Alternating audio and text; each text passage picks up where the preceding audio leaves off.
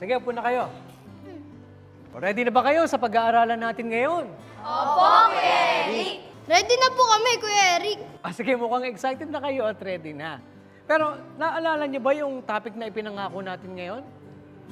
Tungkol po sa NDRRMC? Oo, tama. O anong meaning nun? Alimutan ko po, Kuya Eric. Pero di po ba National Disaster Risk Reduction and Management Council. Ang galing! Natandaan nyo yung ibig sabihin nun? Tama si Lian at MJ. Dati nga itong NDCC, National Disaster Coordinating Council. At ito ay nabuo noong 2009. Ano po ang ginagawa nila? Sila ang nagsisiguro ng proteksyon at kalagayan ng mga tao sa oras ng kalamidad o sakuna. Tulad na lang itong nakaraang bagyong Senyang, meron silang talaan ng bilang ng mga naapektuhan at napatay noong panahong yaon. Mukhang mahalaga po ang tungkulin nila sa atin. Ano po, Kuya Eric? Oo, mahalaga talaga sila. At yan ang pag-aaralan natin ngayon. Kikilalanin natin ang grupong NDRRMC o National Disaster Risk Reduction and Management Council. Sige po, Kuya Eric, aabangan po namin yan.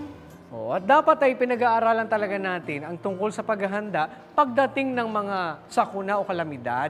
Tulad na lang na sinasabi sa Biblia na dapat lagi tayong handa dahil may mga pagkakataong hindi natin inaasahan at nalalaman.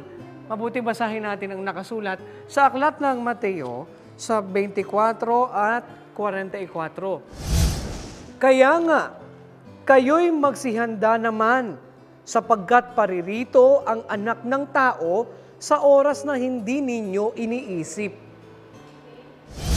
Tulad po ng pagparito ng Panginoong Hesukristo, kailangan po natin itong paghandaan.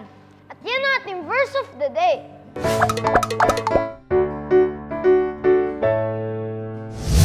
At mabuti, handa nyo na ang inyong sarili. Pag-aaralan na natin ang tungkol sa NDRRMC. Alamin natin kung ano ang kanilang ginagawa pagdating ng mga sakuna o kalamidad sa ating bansa.